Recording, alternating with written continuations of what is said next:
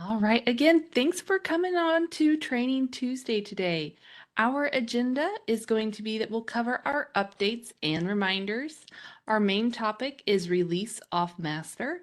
We'll share with you our additional training opportunities, and then we'll end with our Explore More.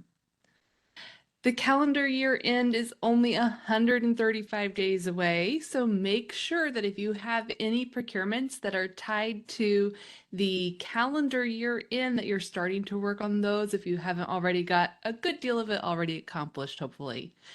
We've also opened up registration for several courses. Please check our website for additional information on those available courses and make sure to get registered as soon as possible. All right, let's talk about release off masters today.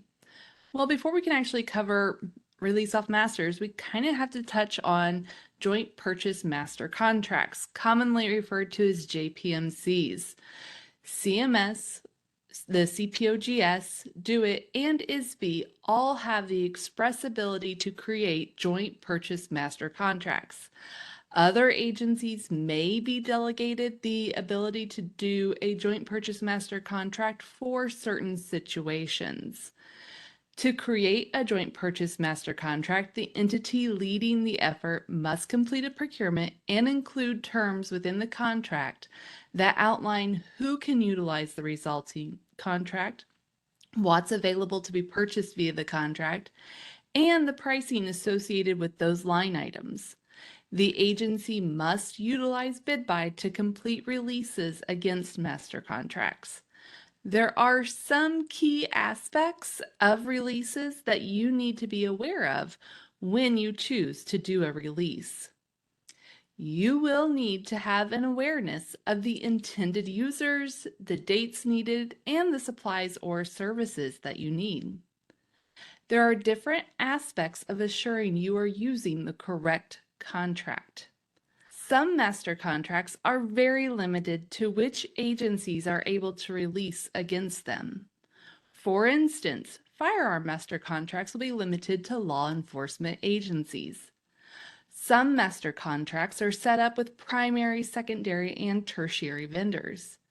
If this is the case, you must always go to the primary vendor to fulfill your need.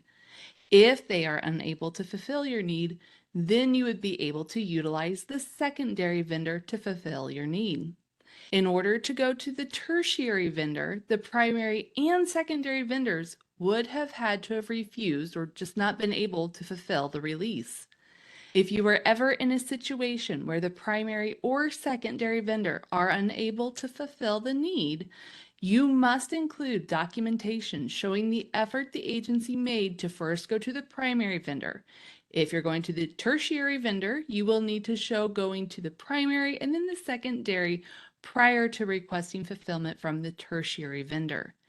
If this documentation is not included in the procurement file, then the contracting entity like CMS or DO-IT should return for the documentation. If it comes to your SPO, then again, it should be returned for that justification to be included. Additionally, the release ability may be limited by the location.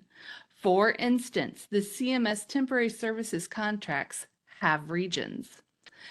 With any master contract, you will need to read the master contract to identify which, if any, or all of these apply to the master contract that you're looking at. If they do, you will need to make sure that you are correctly releasing from that master contract.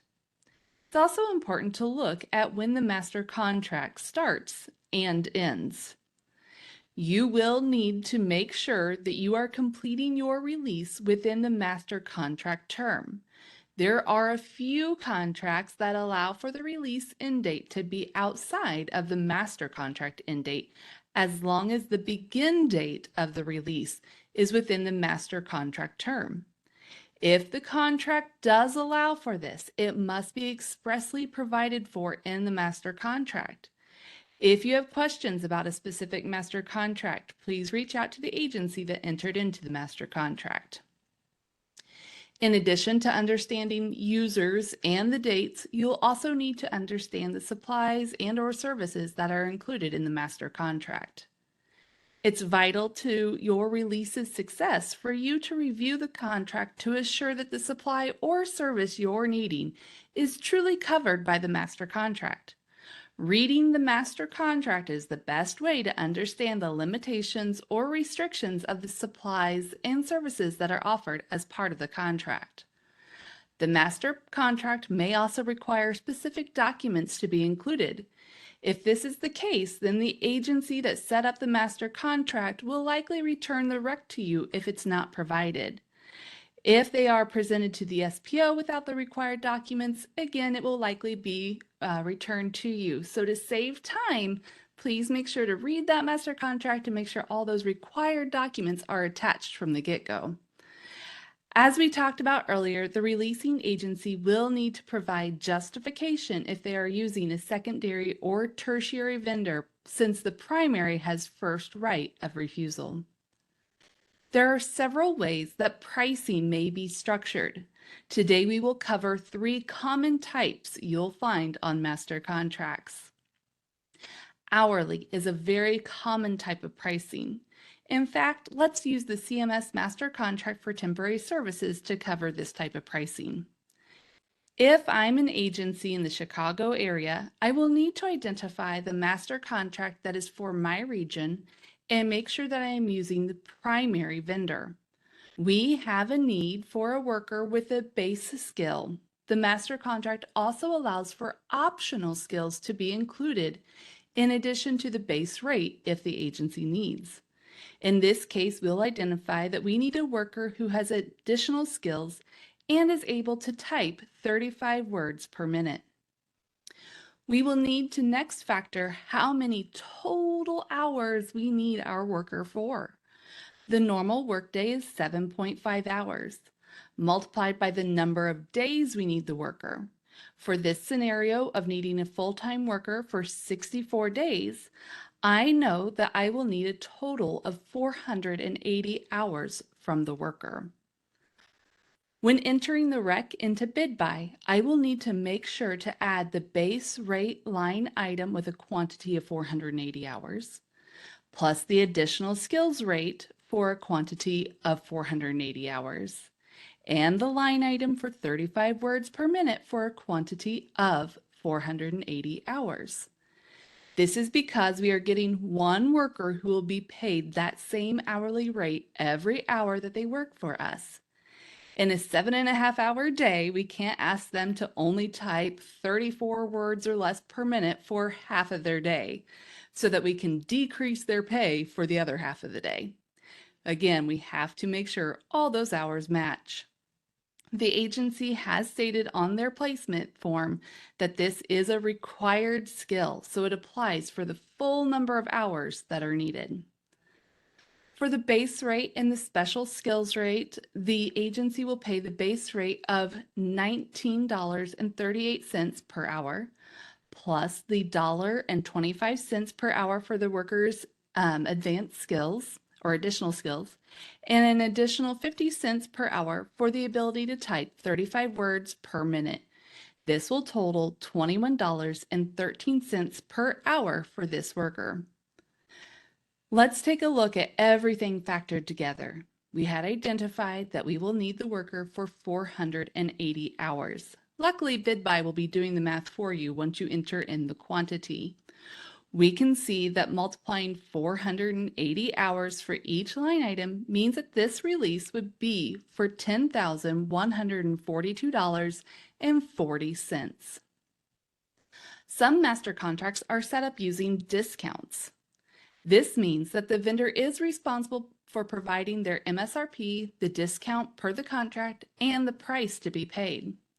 It's very important to have a quote from the vendor showing that MSRP, the discount per the contract, and then the price that the agency will pay. This also allows you to enter the price correctly into BidBuy and attach the quote to the Attachments tab. This allows the approvers in BidBuy to assure that the vendor is honoring the contracted rate. And saving the easiest for last is per item. Per item is generally the easiest because the price per item is locked into BidBuy by the master contract. As the releasing entity, you are inputting the quantity and moving forward. If your agency completed a release for supplies and the vendor has not delivered them yet, but the master contract is still in place, it may be appropriate to extend the release end dates for your release. If the master contract has already ended, then the agency would not have that option available. If the agency is ordering services, but the vendor or agency prevented starting on the intended start date, then the release may be able to be updated to reflect the actual start date for the full amount of days as approved by the release. If your agency needs to increase the quantity or change the supply or service that is being sought, the agency will need to complete a new release and would not be able to do a bid buy change order. It would not be appropriate to utilize the current release. The new release would only need to be for the increased quantity or new supplier service needed. If you have questions about a release that may need a bid buy change order, please discuss with your APO or your SPO. Please make sure to visit our CPOGS Training Center for more training opportunities. We do offer our bid buy system on-demand training 24/7. You can also find the diversity and inclusion in procurement training per CPO Notice 2025.04 on that site as well. The CPOGS Training Academy currently offers 6 courses that are approved by UPPCC for contact hours. Registration for any of these 6 courses is required.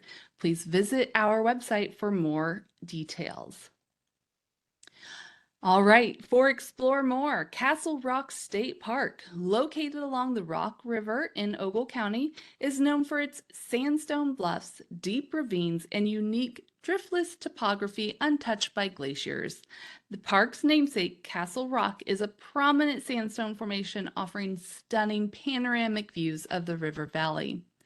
It's a haven for nature lovers with miles of hiking trails through diverse plant communities, including a dedicated nature preserve, and offers opportunities for fishing, boating, primitive boat and camping, and excellent bird watching. If you have visited Castle Rock State Park, give us a thumbs up. We can't wait to say who's been there. Again, thank you all for joining today and have a wonderful Tuesday.